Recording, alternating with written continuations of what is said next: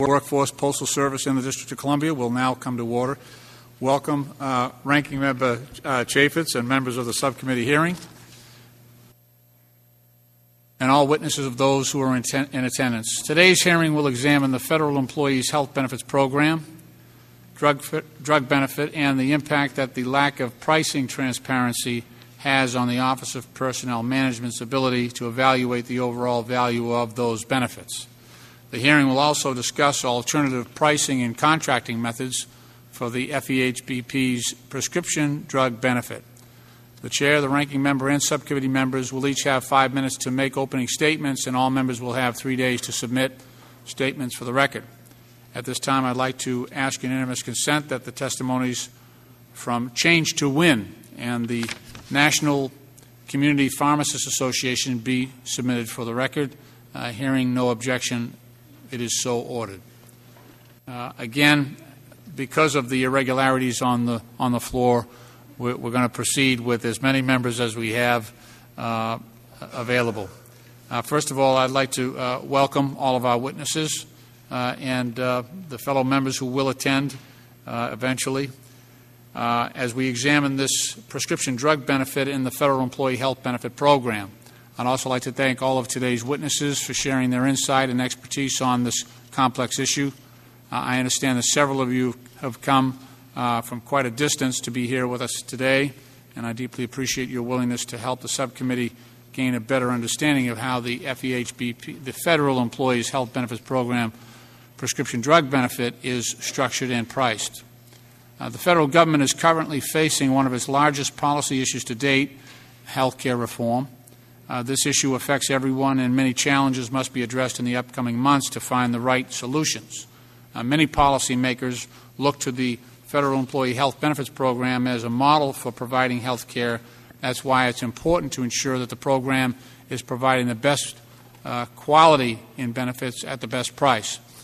Entitled Federal Employees Health Benefit Program's Prescription Drug Benefits Deal or No Deal, we've called for this afternoon's hearing to examine the contracting method used to deliver prescription drugs to the 8 million federal employees, their dependents, annuitants, and members of Congress and their families that are covered under this program. Considering that prescription drug costs make up close to 30% of the Federal Employees Health Benefit Program premiums, we need to do all we can to ensure that federal employees and the taxpayer are getting the best value for their dollar. Astonishingly, limited reviews or analyses have been performed on this increasingly expensive benefit, but that will change starting today. For the most part, the Federal Employee Health Benefit Program health plan contract with pharmacy benefit managers to price and provide the pharmacy benefit to Federal Employee Health Benefit Plan members. In contrast with other federal health programs, the Federal Employee Health Benefit Plan does not regulate or negotiate drug pricing for its members. Instead, it relies on the competition among various carriers and pharmacy benefit managers to keep prices low. However, as we will hear today, prices are not low. In fact, when comparing the Federal Employee Health Benefit Program drug prices to that of other federal programs such as the VA and the Department of Defense, Medicare, Medicaid, and the Public Health Service 340B program, we will hear that along with the Medicare Part D, FEHBP is paying substantially more for its drugs than the other federal programs. Some research even shows that Costco and Drugstore.com offer better prices for drugs than the Federal Employee Health Benefit Program. That's in spite of the fact that the Federal Employee Health Benefit Program has the buying power of 8 million members. So that's especially troubling. In these economically challenging times, we shouldn't be asking federal employees and the American taxpayer to accept this. If the Federal Employee Health Benefit Plan wants to remain a model for providing health benefits, legislative changes that allow for alternative prescription drug benefit contracting and pricing are in order. The key question we hope to explore today is why are the federal government and therefore the taxpayers paying such different amounts for the same drug? And I'm not an expert on pharmaceutical pricing, but I have a hunch that the pharmaceutical industry charges what they can to make the largest profits. For the first 6 months of 2006, the 10 largest drug manufacturers enjoyed profits of close to $40 billion. So do I think that the pharmaceutical industry could afford to charge lower prices for our federal employees? I certainly do. As chairman of the subcommittee, I am committed to providing the best benefits to our federal employees at the best price. And we in Congress have asked a lot of taxpayers in the last few months to help us out with that very function. With that, we have a responsibility to make sure every dollar is spent is necessary and is providing the greatest benefit. Again, I thank all of those in attendance, and I look forward to hearing from today's witnesses. Normally, I would yield to Mr. Chaffetz. I will, of course, afford every courtesy to members as they arrive. So even though we may have to skip forward in the proceedings, I will certainly recognize the ranking member and my other colleagues as they do arrive. It is the committee's policy that all witnesses submitting testimony to this subcommittee are to be sworn. May I please ask you to rise and raise your right hand? Do you solemnly swear that the testimony you'll be giving before this subcommittee is the truth, the whole truth, and nothing but the truth? Let the record indicate that the witnesses have answered in the affirmative. Your entire written statement will be entered into the record. You don't have to worry about that. However, during your oral testimony, in which you'll summarize that, the green light before you in that little box indicates you have 5 minutes to summarize your statement. The yellow light means that you have 1 minute remaining to complete your statement, and the red light indicates your time for remarks has ended. So we'll proceed with the testimony. Let me first offer brief introductions of our first panel of witnesses, who, again, I appreciate your attendance. Mr. Patrick McFarland was nominated as Inspector General of the Office of Personnel Management in 1990. As Inspector General, Mr. McFarland is responsible for providing leadership that is independent, nonpartisan, and objective, and is dedicated to identifying fraud and mismanagement in programs administered by the Office of Personnel Management. Mr. McFarland is also a member of the Council of Inspectors General on Integrity and Efficiency. Ms. Susan Hayes is the founder of Pharmacy Outcome Specialists, POS, with 28 years of experience in the health consulting and management industry. Before founding Pharmacy Outcome Specialists, she was a vice president of marketing for Systemed Pharmacy, Inc., and vice president of marketing for Walgreens Healthcare Plus. Ms. Hayes was the national practice leader for William M. Mercer, Incorporated, specializing in prescription drug auditing and bid procurement amounting to over $1 million annually in revenue. Our next witness, Mr. James Sheehan, has served as New York State Medicaid Inspector General. He has been the Associate U.S. Attorney for Civil Programs in the Eastern District of Pennsylvania. Mr. Sheehan has focused on healthcare fraud since 1987, having personally handled or directly supervised over 500 healthcare fraud matters. From 1999 to 2006, Mr. Sheehan led the federal government's investigation in a case against Medco Health Solutions, which resulted in the recovery of over $155 million, as well as substantial business changes to protect patients and pharmacists. What's that? Already, I'm being asked to vote. Having no other members here that might be able to do this while I vote, I'm going to have to ask you to just hang in there, relax. I'll be back momentarily. Thank you. We're in a brief recess.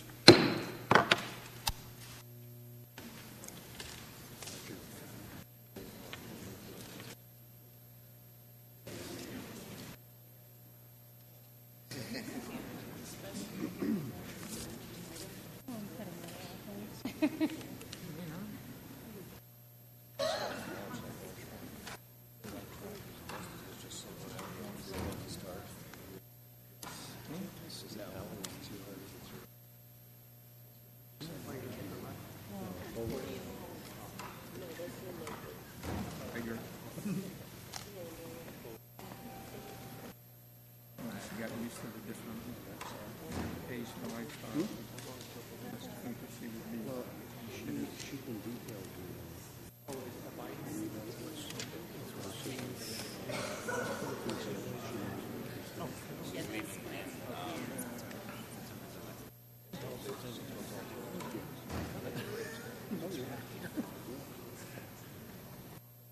Someone cut off all that ones. Very frustrated. have to decide what you're comfortable doing. Oh, yeah. Just More about defense and offense.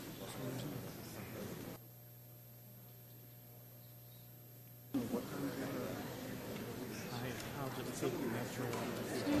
That is about 5 procedures.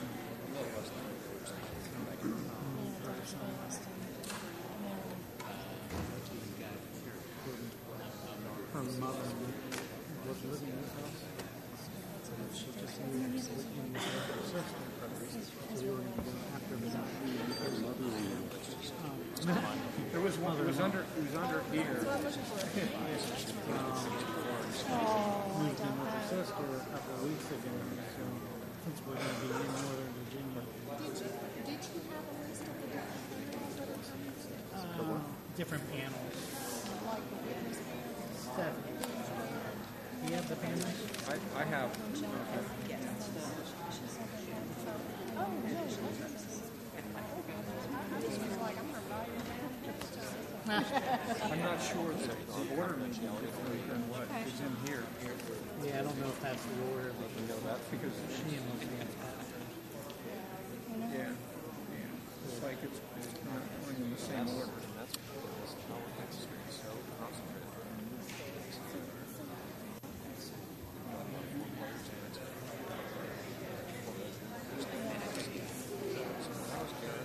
It's a little disconcerting about this is they could do this without me.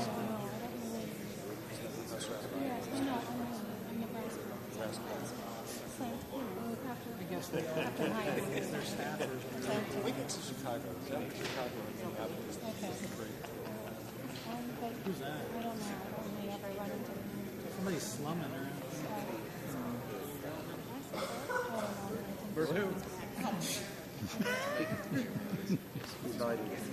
How you doing? I so apologize. We were like, why did he come back? He knew there was 2 days. That's why we walked in and we said, Is that right? the buzzer went off, and he acted like he didn't know until all finally was whispered, you've got 5 minutes now. And he said, I've already got lots of it. Like the buzzer didn't come in. I know. It's like having an apartment across from the railroad tracks. You kind of never So what sense do the train is coming by. what do they usually do? Something like this? Do they rush this panel through, or just make sure everybody stays late? That they don't- normally it depends on the issue, Yeah, because they don't want to mess up everybody. right? But this is the important one. It is? I mean, this is what he's asked us to formulate the most questions for. I will say though that one of his good friends is on the panel, so Oh, is that right? and he has box seats to like to himself. Who, Lynch does? That's good. She does not get it's a fundraiser of some sort. So.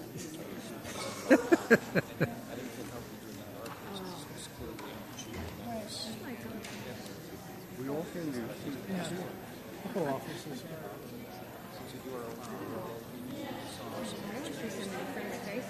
Next to Tara is Karen Jenkins, new staff member.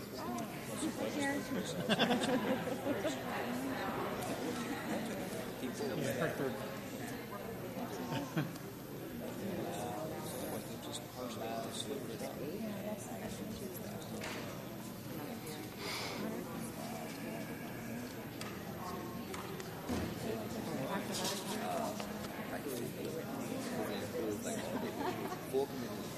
Had a break. Hopefully something exciting. So, yeah.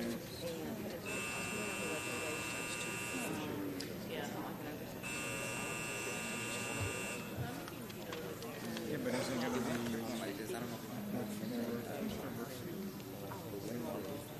very, very interesting?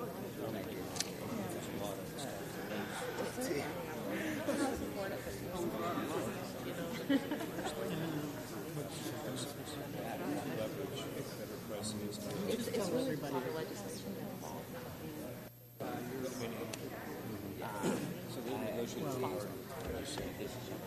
But you know me, I have two different views of it. But One of them you support it, the other one you don't. no, from both ends, if they call it what they're going to call it, fine. Tell the government. I was like, you can push that over to the next section. That's what it's called. I know, state call it. You know what I'm saying? Yeah. Keep it with that terminology. I know. There you go. Well, Oh yeah, that's the other thing. and that's, caused this regarding, Yeah, about 560. I know. huh? Discriminating against me. But that's okay. But they'll tell you quickly you have the avenue of marriage. But it's really Good point. So how many can your face? Two at a time again? Because I was The red line, I don't know which one.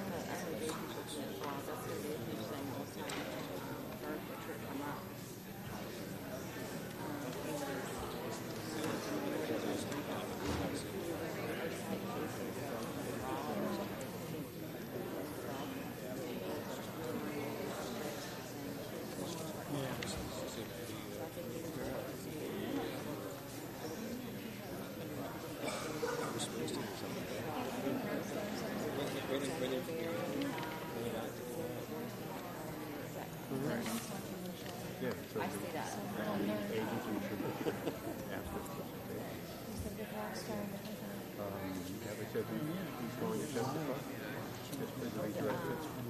You don't know what just for no law.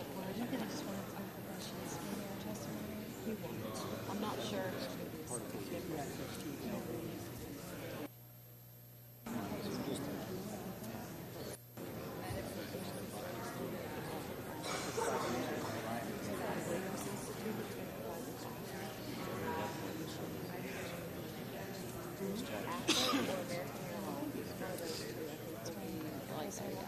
Private sector company that provides it. State Department. There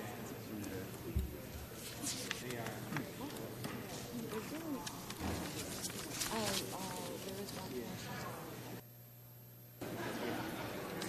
He worked for the state. And actually, he quit because of not having domestic benefits or something. Oh yeah, was a senior. His big, Senior expert ambassador. Was actually an ambassador. I think so. And they lost him because of this. So. Right.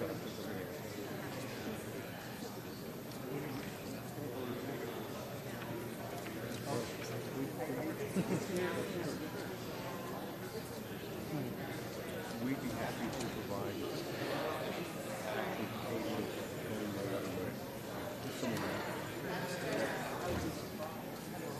about fraud in marriage. So they can put, what about, so I imagine like we're at, but I'd be happy to. It's going to, I would think that's what we're going to do. I mean, again, we have to kind of anticipate what the argument will be, but that's definitely been brought up.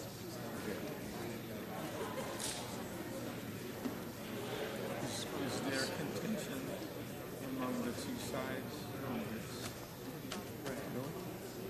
They brought in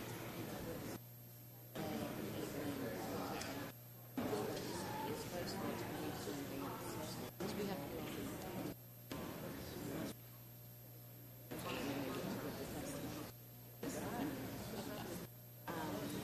yeah, they're very good. No, I've got a support. So I buried it. Oh, sorry. Okay. So you did get that? Okay, yeah. It's really That was the only one I didn't get to in detail, but all the other ones were like, it was like very, very good.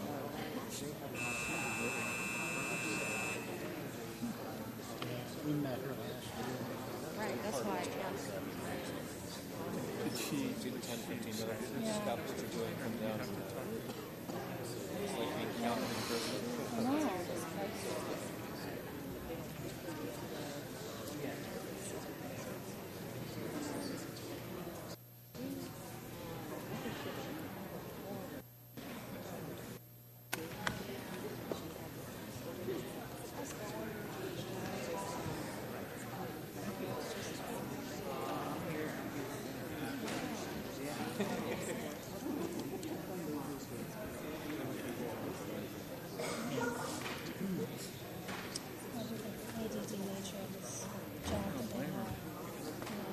So now it's like it's sort of getting the make it short again.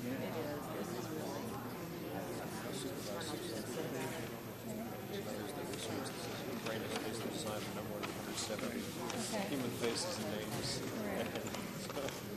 There are all these cheat sheets. These guys are so good at carrying around sort of brain Rolodex that has thousands of people. That would have been my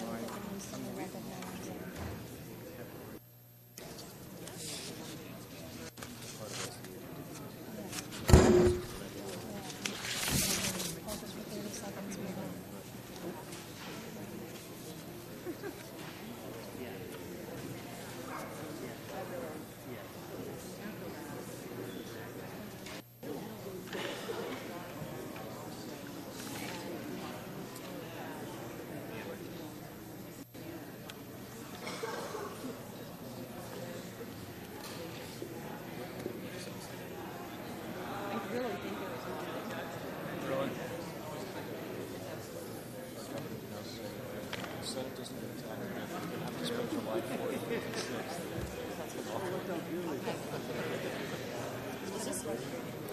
It was actually, I think, over there and got slid over a little bit. So. Yeah. Did you look up there? It's 12 minutes to work. The only bad season is late March. I like the cold weather. I just don't like the wind starts howling down from her. Like 45 degrees and windy and gray. That's it's snowing, it's good. It's very dry compared to Philadelphia, which is not great. And it's light. It's just the body's about ready for the spring.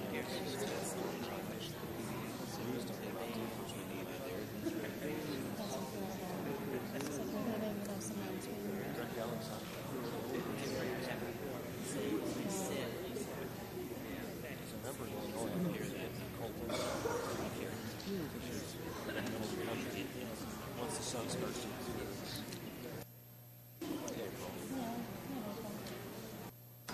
My birthday in April. It's not on my birthday. okay.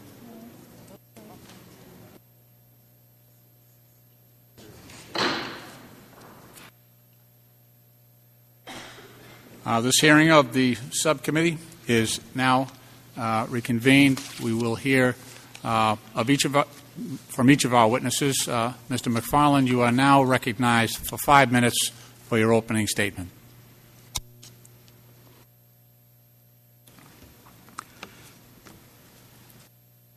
Chairman Lynch, Ranking Member Chaffetz, and members of the subcommittee. Good afternoon. My name is Patrick McFarland. I am the Inspector General of the United States Office of Personnel Management. I want to thank you for inviting me to testify at today's hearing, and especially for recognizing the significance of pharmacy benefits manager contracts and their lack of price transparency in the context of the Federal Employees Health Benefits Program. I am pleased to be appearing with my fellow panelists. Mr. Sheehan is particularly well known to my office, as we had the privilege of participating in a number of health benefit fraud cases, some of which addressed instances of wrongdoing by PBMs that he conducted during his tenure as the Associate United States Attorney in the Eastern District of Pennsylvania. We found both his expertise on these matters and his leadership in complex, high-value cases to be unparalleled.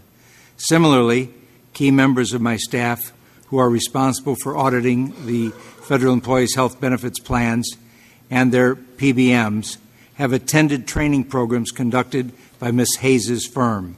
They speak very highly of the training. The FEHBP is the largest employer-sponsored health insurance program in the United States. During calendar year 2008, the 266 insurance plans under contract to the FEHBP provided health insurance coverage to approximately 7.7 million persons, representing federal employees, annuitants, and dependents. The Federal Employee Benefits Program paid a total of $35.9 billion in premiums to these carriers. As reported to OPM by FEHBP carriers, pharmacy costs reflected more than 25% of health care costs paid by the fee-for-service plans. According to data furnished by OPM's contracting office, 12 different PBMs provided services to one or more FEHBP plans during 2008. My office has been addressing PBM issues from both an audit and investigative perspective since 2003. We were initially concerned that the health and safety of persons covered by the FEHBP may have been placed at risk by certain practices of PBMs. As a result of our timely law enforcement efforts, we addressed and resolved these concerns without direct harm to FEHBP-covered persons. At this time, we have no information which suggests that PBMs under contract with the FEHBP are operating in a manner that would compromise the well-being of covered persons. However, the prior violations are a strong reminder that the potential for safety risks to subscribers exists through poorly written contracts, lack of adequate industry oversight, and the need for additional internal controls. Currently, in my office's estimation, the single most important issue involving the PBMs is that their contracts with the FEHBP carriers are not transparent and do not reflect the actual costs of drugs to the PBM. My office is committed to providing the oversight needed to protect the integrity of FEHBP and the integrity of its enrollees. Thank you again for inviting me here today. I would be happy to answer any questions. Thank you, Mr. McFarland. Ms. Hayes, you're now recognized for 5 minutes. Good afternoon, Chairman Lynch and members of the Subcommittee on Federal... I'm sorry, Ms. Hayes, could you pull that microphone directly in front of you and just make sure that it's on? No? Is that... Sounds like it. Okay, thank you. Good afternoon, Chairman Lynch and members of the Subcommittee on Federal Workforce. I want to thank you for the opportunity to testify in front of you and answer your questions this afternoon. My name is Susan Hayes, and I'm a principal with Pharmacy Outcomes Specialist. In preparing my testimony today, I examined the problems encountered by federal and state governments when contracting for pharmacy benefits. I see 3 major issues. Let's take these issues one at a time. The pricing of prescription drugs is overly complex and hidden to purchasers, designed to confuse plan sponsors and, in turn, disadvantage plan sponsors in the negotiation process. Prices of prescription brand drugs are based on discounts off average wholesale price, or AWP.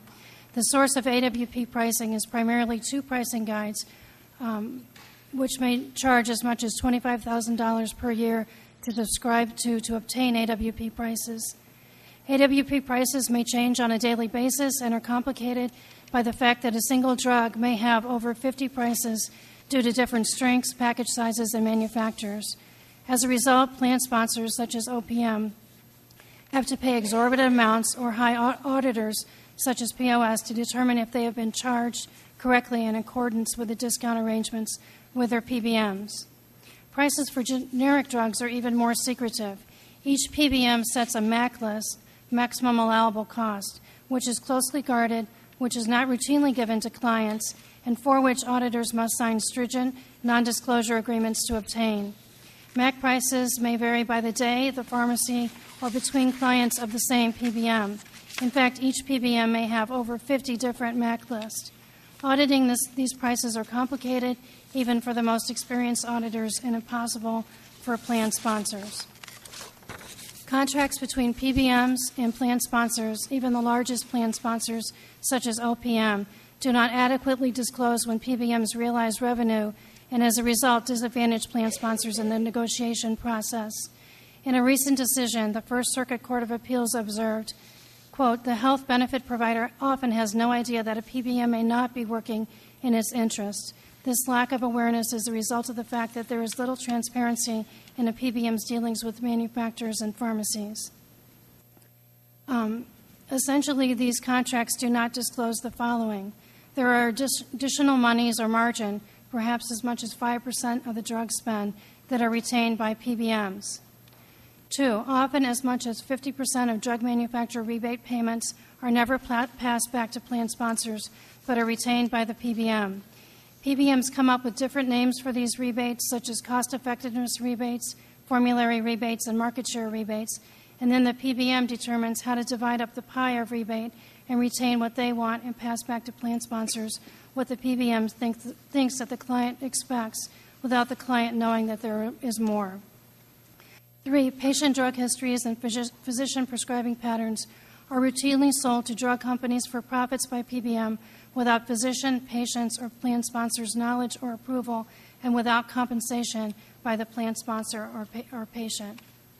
The lack of transparencies in PBM contracting is exacerbated by PBM's resistance to disclose this information, disclosure of public information, even when the disclosure is required by state sunshine laws.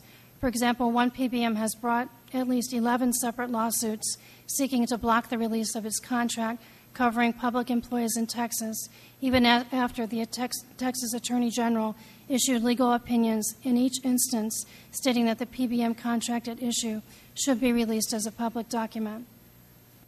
Contracts between PBMs and plan sponsors limit plan sponsors' ability to audit these contracts and disadvantage plan sponsors from verifying if contract terms are met. Among the most insidious of these terms is mutually acceptable auditor. For Caremark, Medco, and Express Scripts, who together control a majority of the market, a mutually acceptable auditor may be one that is not experienced with rebate contracts, AWP sources, or PBM policies and procedures, or ones that are too expensive for most plans to afford. Representative Lynch, Chairman Lynch, I was surprised to see that your invitation letter to me stated that federal costs for pharmacy benefits are 30% of total health care spending. Normally, I would see pharmacy cost as 20% of total health care, and I would conclude that your program is really no deal. I'm hopeful that the government will reform its contracting processes in the upcoming rebidding of several FEHBP plans, and I'm asking for the following measures: full transparent contracting for PBM services, pricing terms that are clear, AWP brand pricing information becoming readily available to plan sponsors and PBM forced to publish MAC pricing for generics, rebate payment sources and types of rebate payments received by PBM fully disclosed, data selling of any kind associated with healthcare product spending or pharmacy data should require the explicit approval of plan sponsors, physicians, and patients, and that the plan sponsor's selection of a qualified auditor should not be routinely thwarted by PBMs, and all plan sponsors should have the ability to fully audit all aspects of the PBM contract. Once again, I thank you for the opportunity, and will entertain any questions you have. Thank you, Ms. Hayes. Mr. Sheehan, you now have 5 minutes for an opening statement. Thank you, Chairman Lynch and members of the subcommittee, for the opportunity to speak to you here today. I also want to join in, I really appreciate the opportunity to speak with Inspector General McFarland, who I've dealt with over a number of years, and is a leader in the Inspector General community, both on professional standards on these prescription drug issues. What I'd like to talk to you about today is my two experiences. One is in doing healthcare fraud cases with the Inspector General of OPM, where we were looking historically at what had happened within the OPM program and ended up recovering close to $300 million from the companies and requiring major changes in their business practices. And the second set of experiences in New York State, working with a unitary system where we have one payer for prescription drugs and one database that allows us to look at what's going on with the patients across the board. And I guess like a lot of your witnesses, I have a 5-point plan, which I'm going to do in 4 minutes.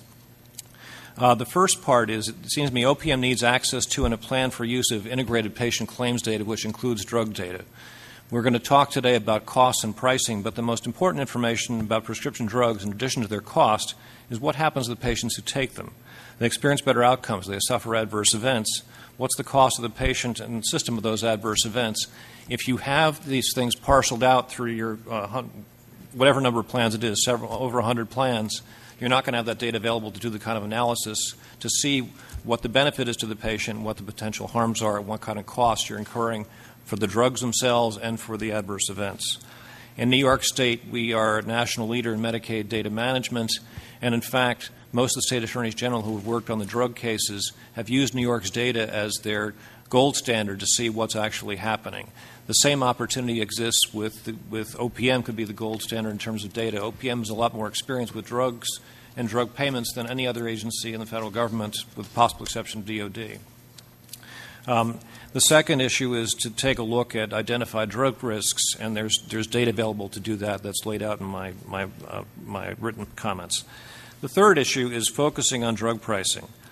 Drug pricing within OPM's health plans was based, during the time I was working on reviewing it, upon percentage discounts off of average wholesale price, known in the trade as ain't what's paid, and negotiated by the experience-rated plans with relatively little OPM oversight. The net prices that we saw OPM paying significantly exceed the net prices paid by state Medicaid programs, by DOD, and in certain cases, the programs which are run by private companies like HMOs. And it didn't appear there to be a reason for that. The federal supply schedule, as you'll hear later, works very well with DOD and could be used in the OPM context as well.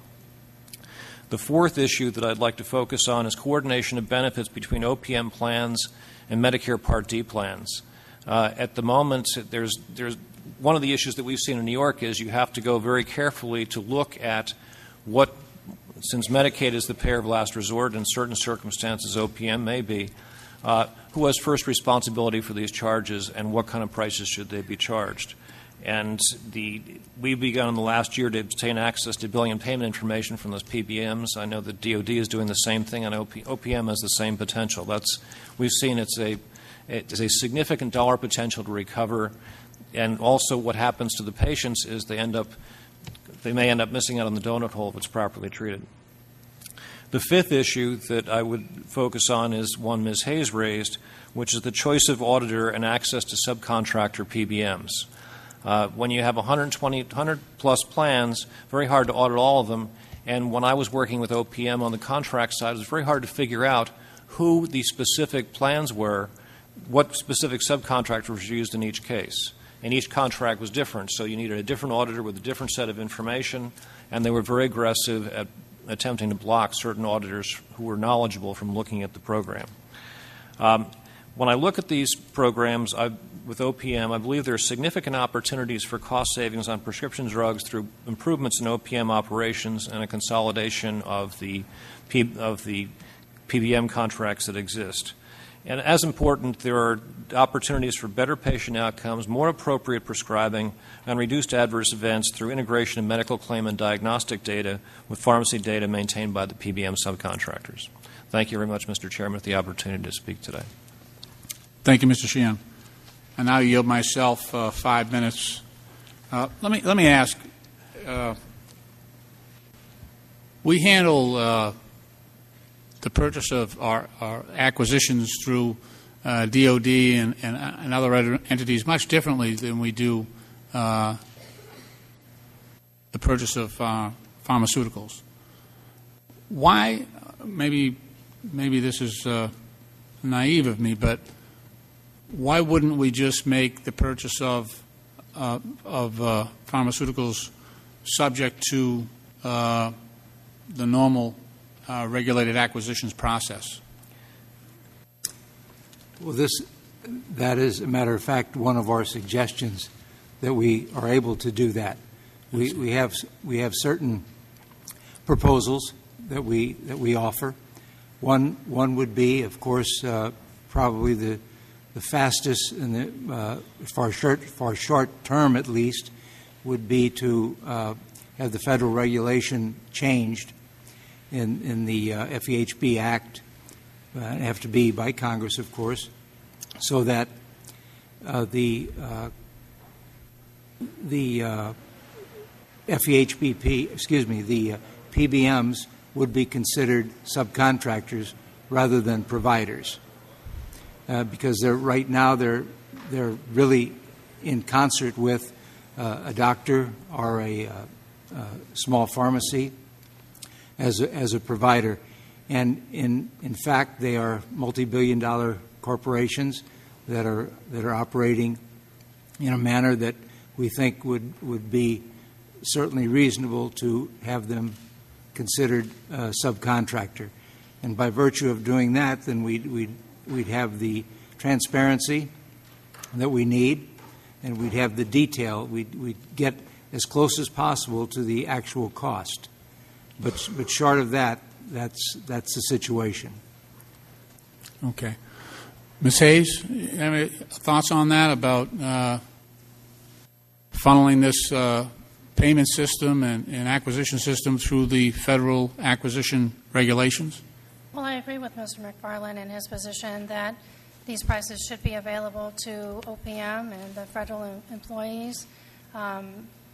Again, I think that even if AWP, average wholesale price, is used as a basis, I think AWP pricing should be available to the public so that AWP information can be monitored routinely rather than having it so secretive and having it be bought and really not have this information available. So I agree that federal employees should get the same pricing as DOD and other government agencies.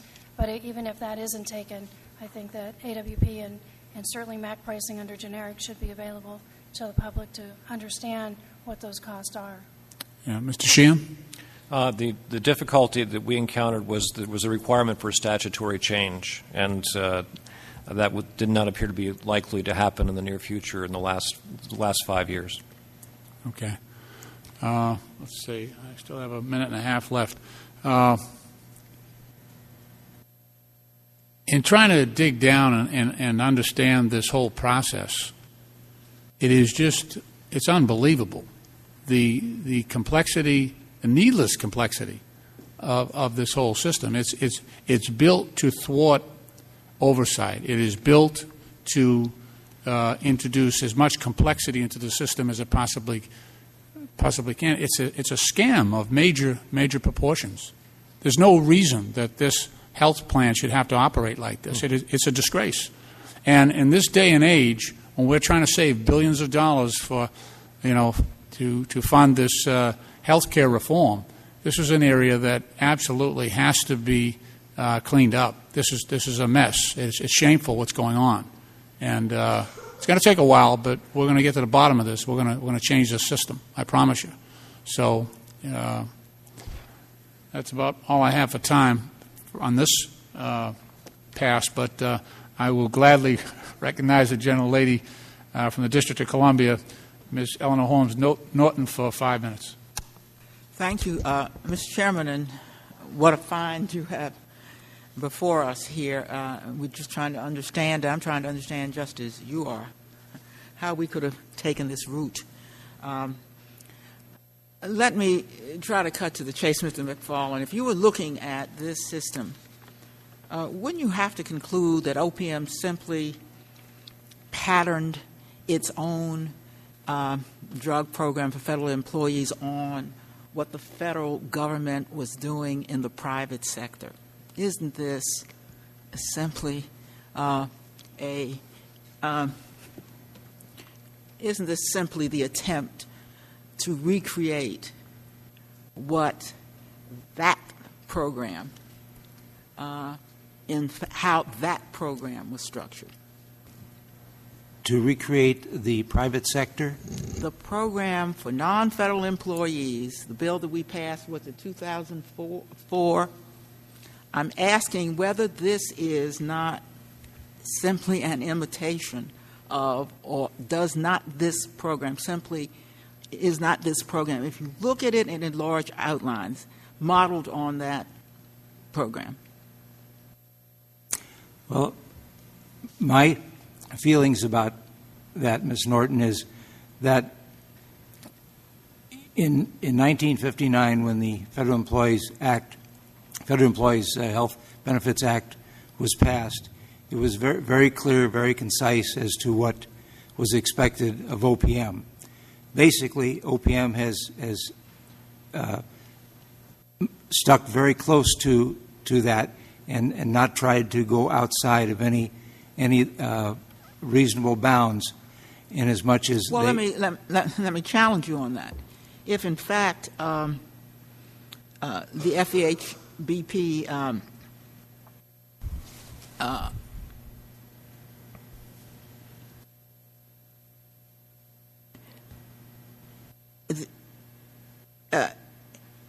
or let me ask you whether or not this program is modeled on similar programs already in the federal sector, like the program established for decades now for veterans. I mean, wasn't there a clear precedent as to how to go about doing this? What the Veterans Administration is doing seems to be a very expeditious way of doing it, and that is one of our suggestions that we might want to look at operating from the... Well, I'm challenging you, Mr. McFarland, when you said all they did was try to follow what they've been doing. It seems to me what the Veterans Administration is doing is more closely related to what one would have expected of the federal government. Here we had a brand new, humongous program. The first thing you look for is, do I have something to guide me? Here you have a federal agency that's been doing it forever. You put that aside and proceed. I don't understand why that precedent was not relevant. Mr. Sheehan? Yes, ma'am. Do you believe that precedent should have anything to do with what was happening here, or was there no analogy between the Veterans Program and this program? We explored the Veterans Program and the Medicare Part D program and the OPM program. I think that Inspector General McFarland is correct that what has happened is that the model that was used was the private sector model. But even if the private sector model, that is, for major companies, was what it was in 1959, many major companies are doing a better job now in identifying these costs and controlling them and dealing with them than we are in the federal government. Well, I recognize this, that you look at FEHBP deals with individual plans, right, and they do the negotiation. I don't remember people coming back saying they weren't getting a good deal. Is the reason that they don't come back and say they're not getting a good deal because of oversight by OPM? Mr. McFarland? Well, we have not had this complaint, so far as I know, among the FEHBP health programs that you say is the model for this program. Well, we in our office exercise our audit and our criminal investigative efforts in this regard all the time. This is what we do the most of in the health care that services the federal government. So I'm not quite sure the best way to answer your question, because all of our efforts are going towards resolving these conditions, and we have our options and suggestions that we are providing to OPM for consideration. Well, we appreciate your work, and if the chairman will bear with me for just one more question. I'm trying to we understand we're trying to see what is appropriate for oversight here for the agency to do. I don't recall hearing of complaints about people who were pressured to move from one insurer to another. Now, there have been complaints that large nationwide pharmacies, whom we appreciate normally, because of the economies of scale that go back to the consumer. But yet, in this situation, there have been complaints of quite unusual, at least in the federal sector, actions, such as pressure to move one's prescription from a pharmacy to the larger pharmacy. I don't recall that in FEHBP we've had that kind of situation to occur. And I wonder if you have seen that and what you think of that and what can be done about it. Well, certainly when the health carriers negotiate their contracts with the PBMs, that is, in fact, what they're attempting to do is to get the best price for the prescription drugs, and But the reports are that in some cases, the cost to consumers has risen significantly.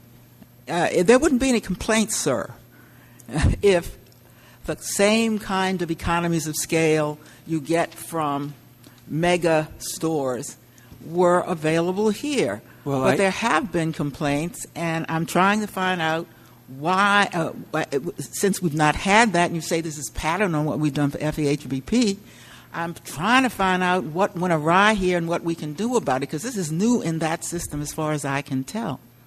Well, first of all, what it would take would be a Congress to amend the FEHB Act so that certain things, such as you're suggesting, can happen, and there can be more So economies you would of recommend scale. that? Yes. Yes, sir. That's one of our considerations. Yes. Ms. Hayes? I would recommend that. I mean, one of the things that you asked was, is this patterned after private industry? And a lot of my clients are private industry. One of the things that private industry would never do is divide up their negotiation power over 100 different contracts. OPM divides up their negotiation power over hundreds of different contracts through health insurers to the PBMs. And private industry would never do that. Private industry would use whatever leverage it had with its number of employees with one given PBM. Why don't they do that, Mr. McFarland? I mean, isn't that really economies of scale? You know, you're the biggest player in the market. That's what you got going for you. Why aren't you using that strength? Why aren't we using that strength the way the Veterans Department uses that strength?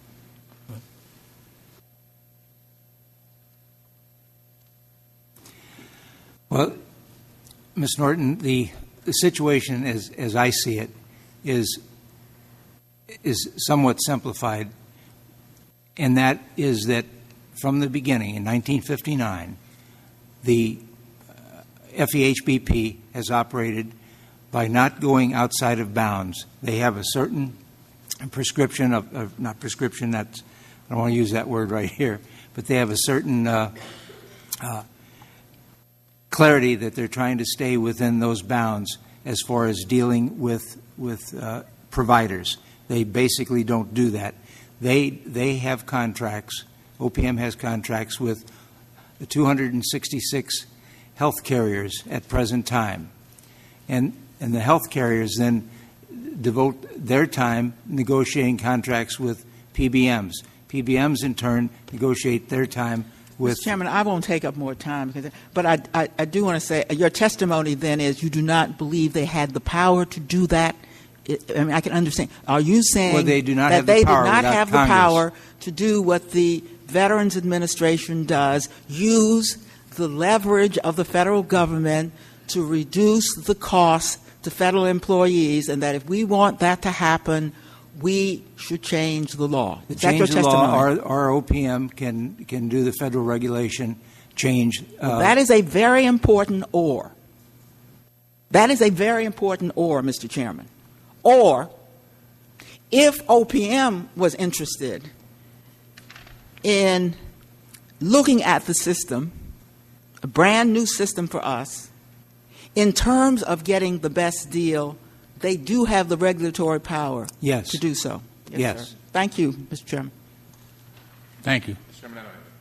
All right. Let me ask, sort of following up on Ms. Holmes Norton's question. We have a plan that represents 7.7 million people. A lot of buying power there. In your own experience, do you feel like we're using that leverage to demand the best deal. Sort of the title of this hearing, deal or no deal. Are we getting a good deal, Mr. McFarland, do you feel, based on the leverage that we should have with 7.7 million participants and the position that we have? We are concerned, Mr. Chairman, that we probably are not getting a good deal. There's a good chance that we are not getting a good deal because of the lack of transparency. And when I say lack of transparency, I want to be more specific. We can't find out information such as the incentive pay, rebate pay, volume discount pay, administrative fees. We can't find that information out because we can't audit that. It's not available to us now. We can do that, though. We can carve out something from the FEHBP, specifically the prescription drugs. We can carve that out and go after that, and we have then a tremendous amount of enrollees to make a difference. You're correct. Yeah. Do you want to comment on that? Or look, it's very difficult to conduct an audit on this system. I'm talking about professional auditors going in there because all of this stuff is so opaque and it's been made so complex. There's been a deliberate attempt to build a system that is not auditable. And they've basically created that. And that's a frustrating, very frustrating situation here. So I guess in this hearing process, what I'm trying to do is to figure out whether we can introduce transparency on the existing system or simply blow it up. Blow up the system, put them under the federal acquisition regulations, whole new ball game. Because I'm tired of this going on, where our auditors can't go in there. I can't even figure out, I can't get information on what these drugs are being, the costs of manufacturing it, what their markup is, where the rebates are going. They're not, you would think that the end user, the entity that actually generates the usage and the volume of these pharmaceuticals would earn the rebates themselves. I think, based on the evidence we've had in so far, about 50% of the rebates go somewhere else. Maybe they go to the PBMs or to some other groups, but they're not coming back to these federal employees, and that's totally unacceptable. So I'm trying to figure out whether it's better to try to fix this system, and I'm not so sure it is because it just, the complexity's there, and it may just take too long to do some of these things. It may be better to just simplify things, get it into an existing system, and let it all shake out there. And that system requires the transparency. Your own thoughts, Mr. McFarland? Yes, when I answered before, this is exactly what I was getting at when I said it will take a change by the Congress, and we can carve out something that could be done, but it would take a change. I mean, an amendment from the Congress. What we also can do is the FAR regulation could be done by OPM, and they could do that and allow us to get into, as an example, the federal supply area, and take advantage of it like DOD does and Veterans Administration, Public Health Service, and the Coast Guard. Right. One of the other frustrating parts of this is this, the average wholesale price or the MAC, the average cost, maximum average cost, or allowable cost, maximum allowable cost. It's tough to dig down and figure out what the hard numbers are in terms of what we are being charged. 7.7 million members, beneficiaries. But I do have the ability to compare system to system. And when I look at the VA system that I'm involved with, it looks like they're getting a discount from the average wholesale price of about, on average, maybe somewhere between 55 and 65%. That's the discount I'm seeing at the VA. Now, I got 7.7 million employees who are federal employees, and I'd say the average discount they're getting is around 12%, maybe 12 to 15%, somewhere in that range. Now, I could understand if there were comparable discounts here, if one was at 45, the other one's at 55, but going from 60% to 12%, it just, I don't know, it just it amplifies, I think, the sense that the federal employees are getting a raw deal on this plan. I've exhausted my time. If I could allow you to answer, though, there's only a few members here, so I'm sure everybody will be given ample time. Ms. Hayes, you have anything you'd like to, in terms of that whole issue, comparing system to system? You've got a lot of experience in this. I thought your testimony, your written testimony, was very powerful, and I thought it was, you spoke very plainly, and actually the little bit of testimony from the professional side, other than you three, that I could actually understand, and I appreciate that. Your sense of whether or not there's a way to drill down here and get this system into one of fairness on behalf of the federal employees.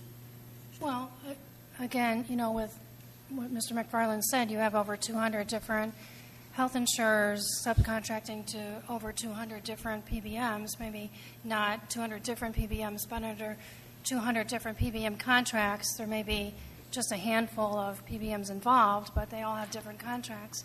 And again, that creates chaos. Yeah.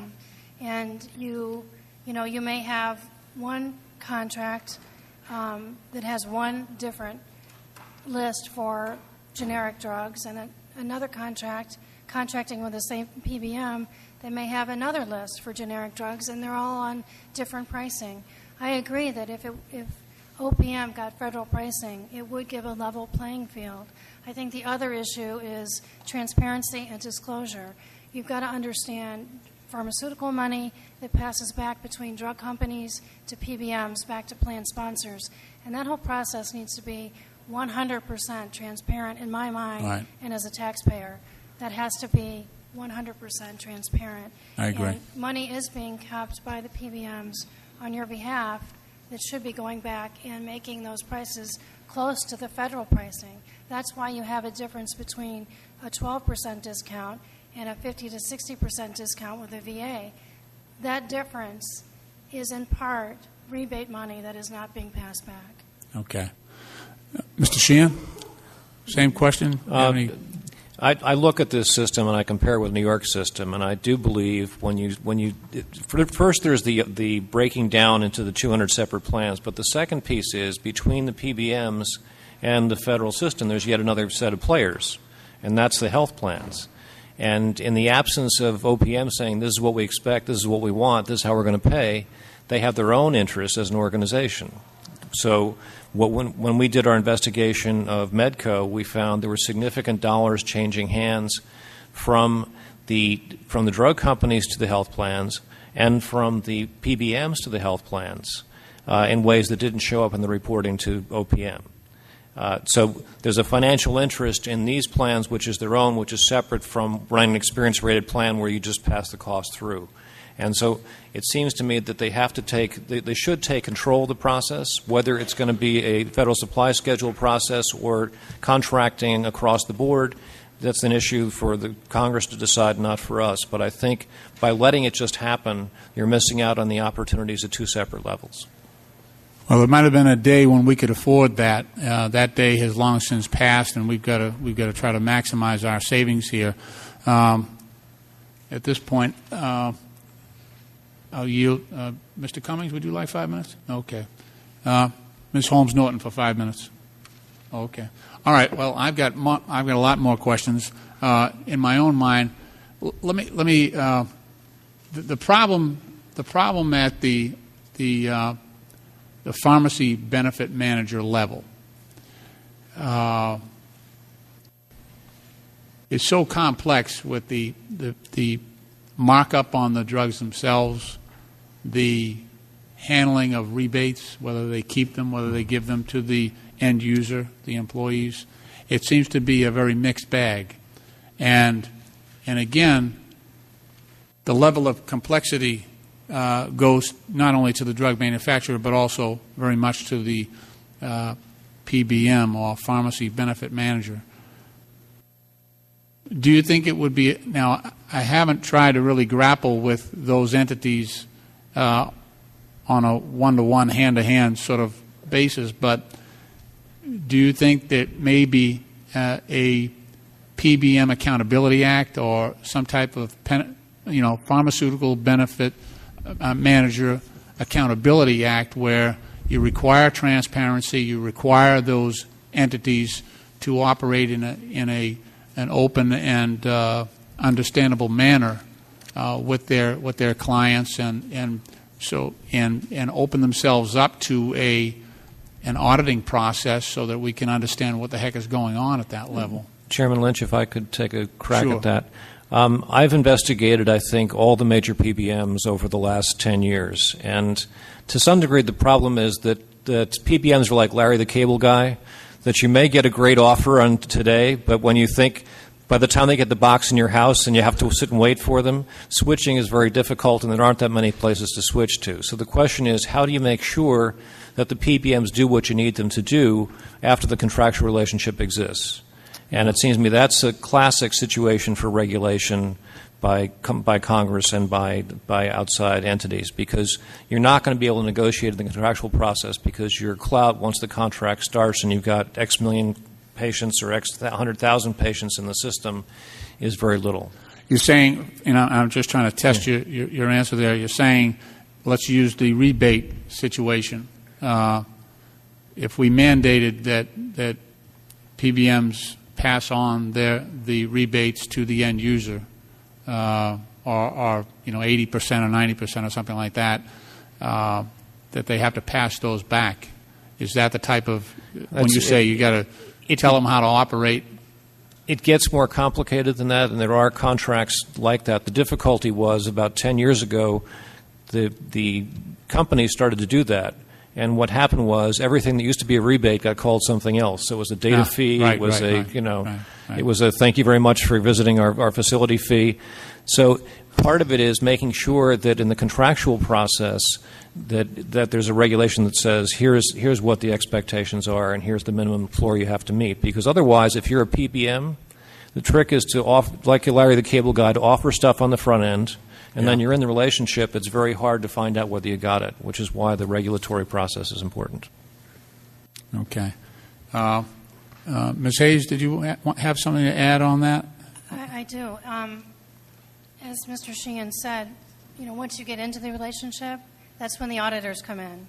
And auditors have been thwarted by the PBM industry in every effort possible to make sure that the contractual obligation that the PBM has to its plan sponsor, to the client, is actually being upheld. For example, when we go in and do rebate audits that do not involve litigation, when we go in, we have to go there and copy down every single line of every single contract between the pharmacy benefit administrator, the PBM, and the drug manufacturer, because I'm not sure why. Even though we're under very strict confidentiality rules, we have to copy down every single line of these very complex contracts. Some of these contracts are 5-6 inches deep. Yeah. And so for us to copy down that times 80 contracts that they have with drug manufacturers, not being able to take those to our offices and being able to audit them in a normal manner that one would expect an auditor under confidentiality agreements to do, is very burdensome. And because of that, plan sponsors neither have the ability or the human resource ability or the financial ability to actually conduct these audits. So PBMs go into this contracting mode, and they will contract, like Larry the Cable Guy, I love that analogy. They'll go in and contract what they think the clients will expect, knowing full well that the plan sponsor will never have the ability to actually audit these agreements properly. Yeah, I agree. I've only had limited experience with a couple of the health benefit plans that I had worked with as an attorney, but it seems as though many of the the contracts are structured in a way that, by virtue of their density and length, they defend themselves against the risk of being read by anyone, Or understood. let alone an auditor. I almost think, and I think that the auditing piece here is problematic as well. And just reviewing what has gone on and the idea of the audit and people understanding the value in that, there's also been a very, I think, concerted effort to either compromise the auditors or mystify them and bring in folks who really aren't equipped or able to conduct a valuable audit, and so they're often frustrated in their own efforts, and they end up giving a rather favorable review, probably with the hope of getting more auditing work. So it is almost as if we need to clean that system up as well and have certain parameters to make sure we're getting lucid and thorough audits on these audits that we do request. And I know there's been a game played with the contractual language of mutually agreed upon auditor, which has frustrated many of these plans in getting an auditor in. Sometimes these delays can go on for a couple of years where the parties can't agree on an auditor because the drug companies or the PBMs are taking advantage of that language. But I don't want to monopolize the time. Mr. Conley from Northern Virginia, you're recognized for 5 minutes. I thank the chairman, and forgive me for coming late. I've been on the floor for a series of fascinating votes. Mr. Chairman, I would ask without objection that my opening statement be entered into the record at this point. Without objection. I thank the chair. And let me ask our panelists, do you agree with the OPM Inspector General's suggestion that the lack of transparency is a fundamental problem with PBM's acquisition of prescription drugs? And did you encounter similar problems with PBMs changing prescription drugs at pharmaceutical companies' behest or PBMs overbilling FEHBP carriers? Are those fair criticisms in your view? Pat, why don't I let me take one of those that I think we have addressed, which is the issue of switching prescriptions. Both Medco and Caremark, through its Advanced PCS subsidiary, signed agreements in 2004 and again in 2004-2005, agreeing to limit the switching activity that they would engage in. And I would defer to my colleagues OPM as to the compliance with that, but I think it has been pretty good. That's not universal throughout the industry. So that piece, I think, has been at least addressed in the short term through litigation. The second piece, though, which is the transparency on pricing, I think is still a huge problem. And as we talked about, the transparency on pricing issue is still a huge problem, and Ms. Hayes has talked about the audit side of that, but it's a problem just across the board because it's very hard to figure out whether it's the retailer or the mail-order pharmacy or the PBM that is responsible for making sure the transparency occurs. Ms. Hayes? Well, I would agree that transparency is a huge issue. Ms. Hayes, I'm sorry. I can't hear you. I would agree that transparency or lack thereof in this industry is a huge issue as to why costs are increasing. We have talked about the fact that rebates from pharmaceutical manufacturers through the PBM to the plan sponsor are not fully disclosed, and as a result, plan sponsors probably aren't getting as much as 50% of the rebates entitled to them, which would indeed lower cost. So that's a large issue. I think the other large issue is... I'm still having trouble hearing you, Ms. Hayes. I'm sorry. And I know that's an important point you're trying to make there. We're not realizing 50% of the savings because of why? Because rebates between pharmaceutical companies to the PBMs to the plan sponsors are not being passed back 100%, and that's the reason. So I would agree that transparency is a large issue. I would also say that drug pricing and how complex drug pricing is. As I said in my opening testimony, a single drug, a single brand drug, may have over 50 different prices depending on the manufacturer, strength, and package size of that drug. Generics are even more mysterious as far as pricing. The actual PBM itself, so in OPM situation, you have 200 different, PBM relationships are setting those prices. So the PBM has the ultimate control in plan assets by setting the generic pricing under these MAC, or maximum allowable cost. And those MAC lists, they consider proprietary. And not only are plan sponsors never given those lists, even auditors under non-disclosure and confidentiality agreements have a hard time getting those to audit against those lists. Those lists change daily.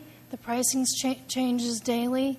And so it's very hard to hold anybody accountable to drug pricing. So for me, transparency and lack thereof, I think, is a big issue of why prescription drugs are increasing in cost. Right. Mr. McFarland. Well, I think the best way to describe it is let me give you the scenario that I have in front of me. It's very simplistic, but it goes to the heart of the problem of where is the money and who's got it.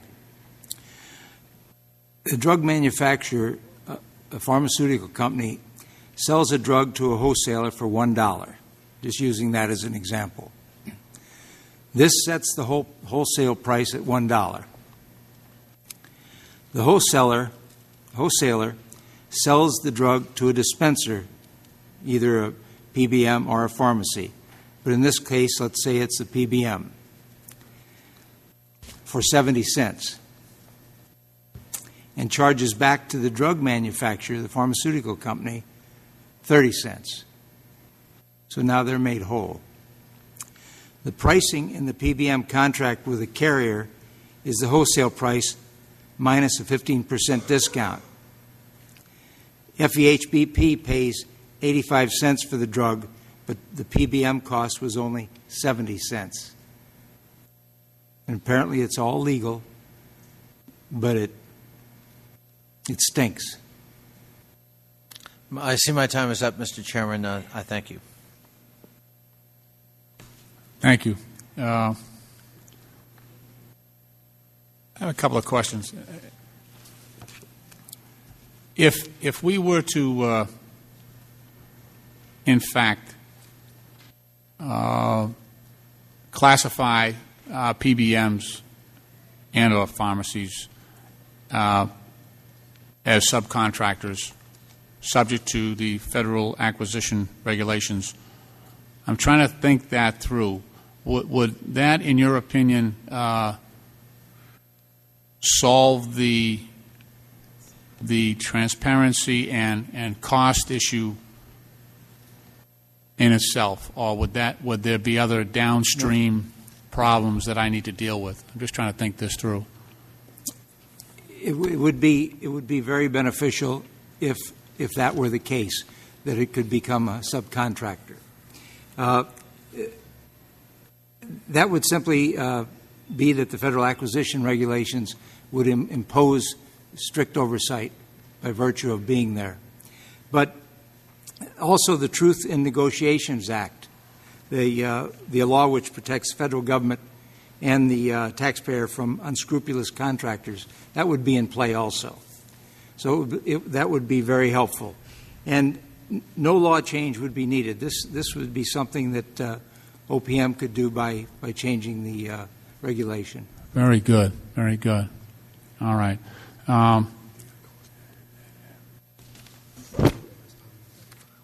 Yeah.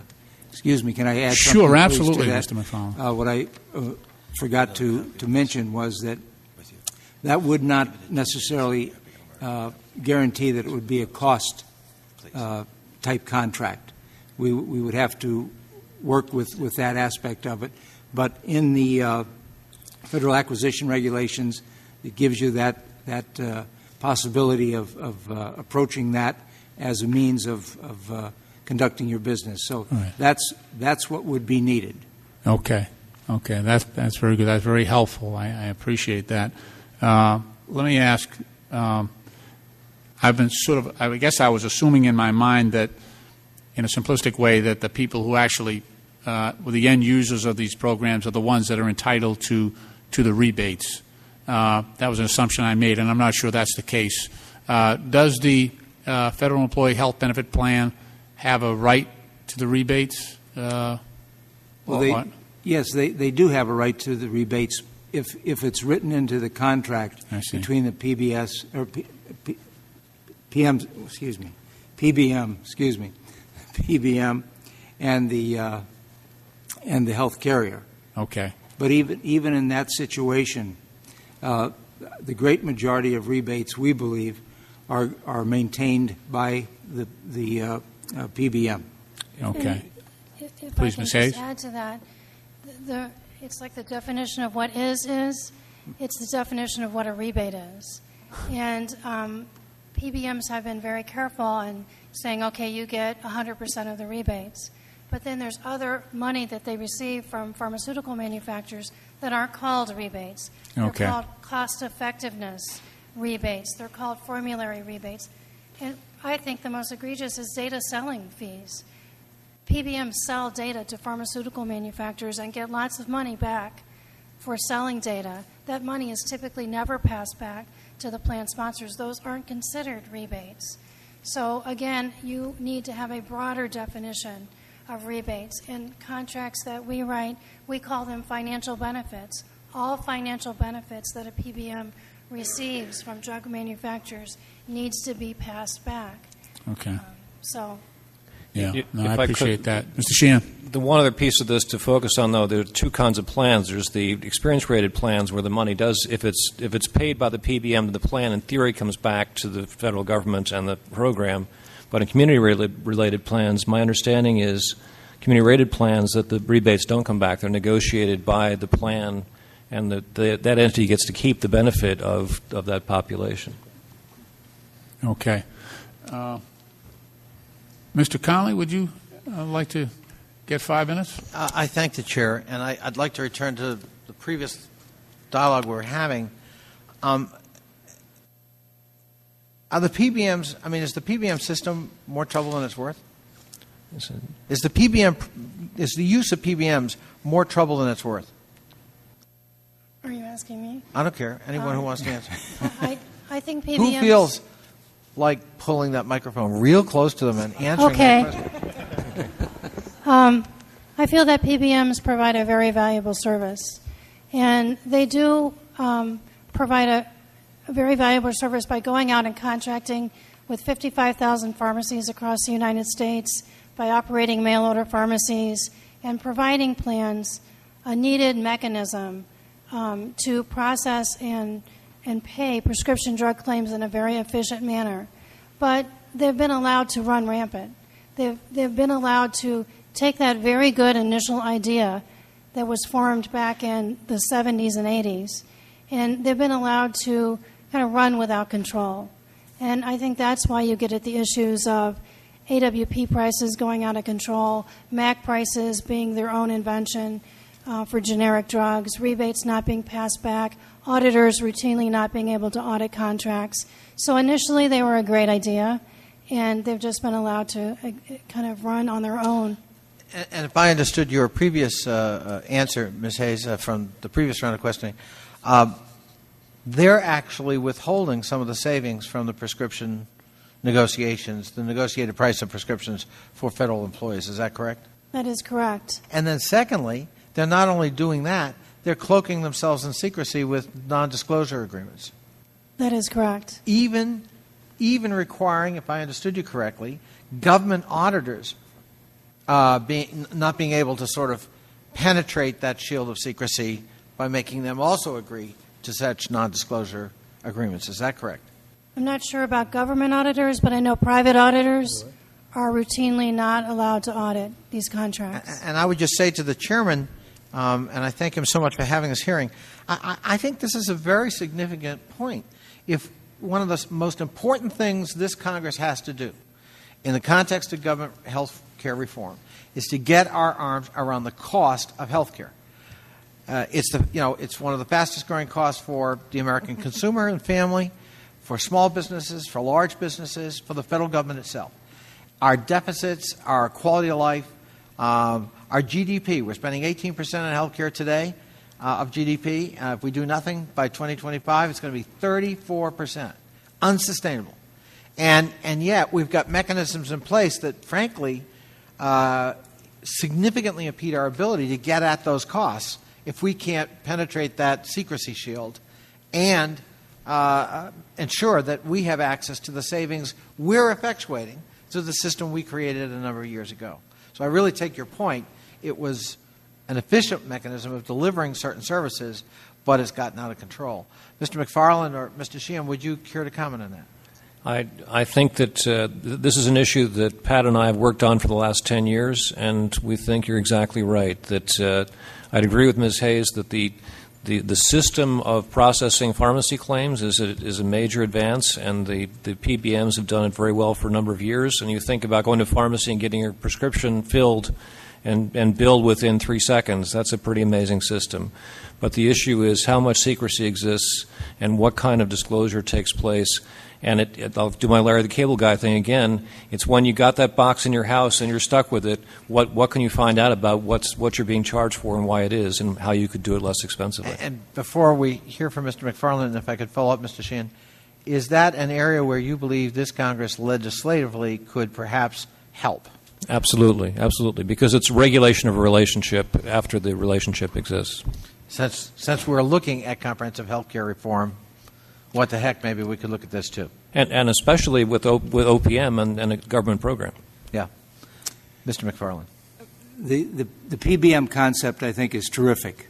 I think if done correctly and honestly, it would be a tremendous program.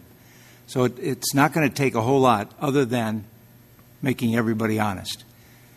That's a big deal, of course.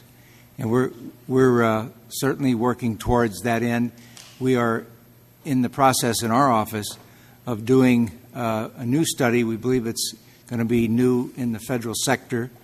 We think we will be able, by virtue of this analytical review, we will be able to come awfully close to understanding maybe not the exact cost of the prescription, but we will be able to make comparisons with DOD, veterans, public health service, Coast Guard.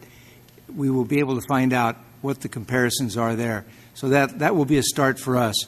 But I'm in total concert with what both Ms.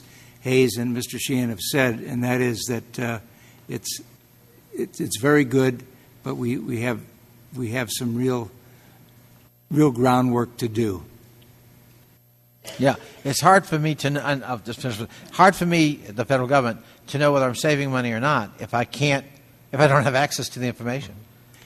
Well, that's exactly correct. And just, going in and doing an average audit by our auditors in our office is a very difficult task. But it's almost insurmountable to go in and try and do an audit of a PBM. Insurmountable. I think another example would be that a health carrier a while back was negotiating a multi-year contract with one of the PBMs. And part of the deal was that the PBM would get some additional money if the enrollment increased. Well, guess what? The time came, enrollment did not increase. So what did they do? The health carrier and the PBM sat down and renegotiated the contract, got the money, turned to OPM, and OPM paid it. Mr. Chairman, I just end with this. To hear the Inspector General of the Office of Personnel Management say to this committee that it is almost insurmountable for his auditors to be able to access this information in doing an audit of PBMs is an astounding statement, and one I would hope this committee and this Congress would find not a reflection of you, an unacceptable situation that needs to be addressed. I thank the chair for his indulgence. Thank you, Mr. Connolly. At this point, we have covered the landscape, I think. However, beginning with Mr. Sheehan, I'm just going to ask you if there's some area of this that we have not thoroughly mined, if we haven't really dug into this. I'd like to give you at least 2 minutes just to focus on any areas where if you think we've covered it all, then that's fine. But if you think there's an area where you could amplify or just single out as being very important to this process, please, Mr. Sheehan, for 2 minutes. Okay. Thank you, Mr. Chairman. The focus that I would leave you with, in addition to the very good points that have been raised so far, is to be conscious not just of the price of drugs, but what the effects are of the drugs that are given to patients. And OPM really does not have the ability to do that now because these contracts are so broken up into small pieces. So it seems to me one of the issues that OPM should be looking at is what is the effect on patients of the drugs we're buying, and how can we integrate that with other data that we have? So what we're doing is being a prudent purchaser across the board. And when you're talking about close to 30% of your total spend on health care is drugs in this program, that really becomes a critical area. Thank you, Mr. Chairman. A great point. Thank you, Mr. Sheehan. Ms. Hayes. Well, if I could just summarize some of the things that we've talked about today. Certainly a single contract for OPM would benefit rather than the splintering of over 200 different contracts. Simple terms that the layperson can understand and that the auditor can audit would be very beneficial, and not, complexity, needless complexity. Disclosure of where the money is going. We've talked about rebates. We've talked about AWP pricing. The ability to have any auditor that is experienced being able to audit these contracts, I think is something that is needed. And I would also say that while it may benefit OPM to get federal pricing in the federal employees program, I worry that may increase for private industry the cost of prescription drugs, that it would be. Sorry, when you say federal pricing, the federal supply schedule? Yes, the federal supply schedule being applicable to OPM. I hope that does not increase for private industry the cost of prescription drugs. I hope that's not made up. And again, I feel that would be accomplished if AWP and MAC pricing could be published so that plan sponsors do have an idea of what pricing is out there. So again, that would be my recommendations. Thank you. Mr. McFarland. Well, just to wrap up, I think the important thing to concentrate on for us, other than getting to the bottom line price, is realizing sometimes that what we have to do from a criminal investigative perspective and audits, looking at some of the corporations that have gone astray, such as what has happened in the past with some of the PBMs. When there has to be a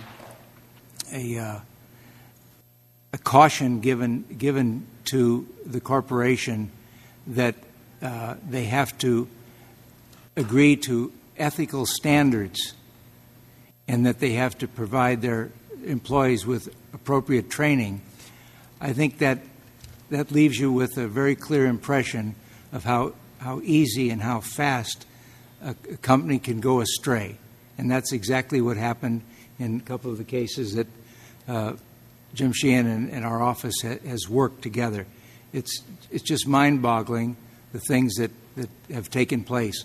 When you consider that the PBMs would actually switch drugs and not really care about the patient.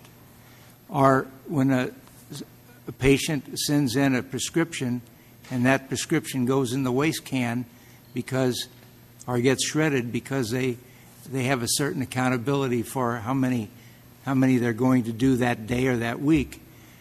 That kind of stuff is unbelievable, but it's here. It's in front of us, and we have to deal with it. It's just dispensing prescriptions without talking to the doctor and getting permission, and the cost to these people.